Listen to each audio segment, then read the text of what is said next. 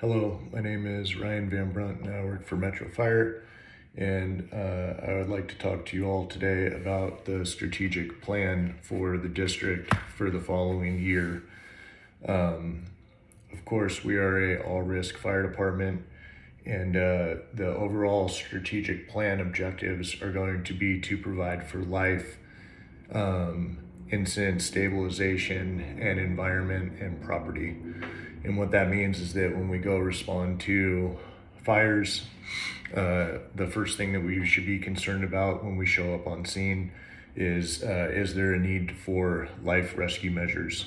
And when we are in a life priority, we will most likely be in an offensive strategy, meaning that we're going to take hose lines through the front door or an access point, and we're going to do aggressive style searches.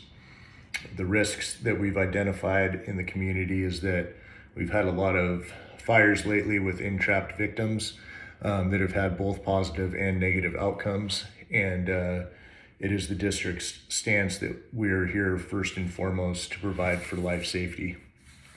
So that is the overall strategic plan. And our strategy, again, is going to be in an offensive manner. And our tactics will be either through fire attack, ventilation, and or rescue, depending on the incident priorities of the captains who arrive on scene. The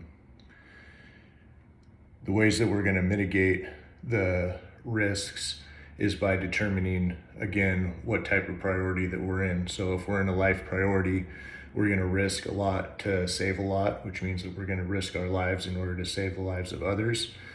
If we're in an incident stabilization priority, then we're going to be willing to risk a little to save a little, meaning that if the probability of life inside of a structure is low to minimal or to non-existent, then we're not going to be willing to risk firefighters' lives to go in and search uninhabitable areas of a house in order to pull out dead bodies.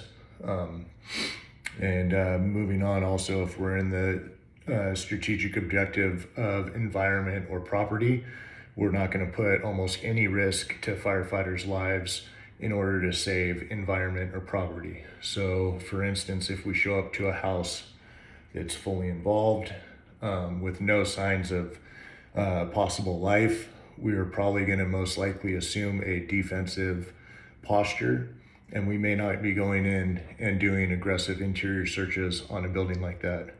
The great thing about this strategic plan is that it leaves it up to the decision of the company officers and ultimately the battalion chiefs when they arrive on scene in order to make these decisions, and the district is going to back them.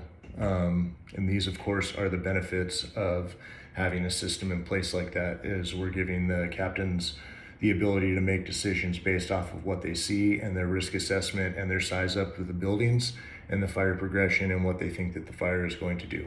Thank you.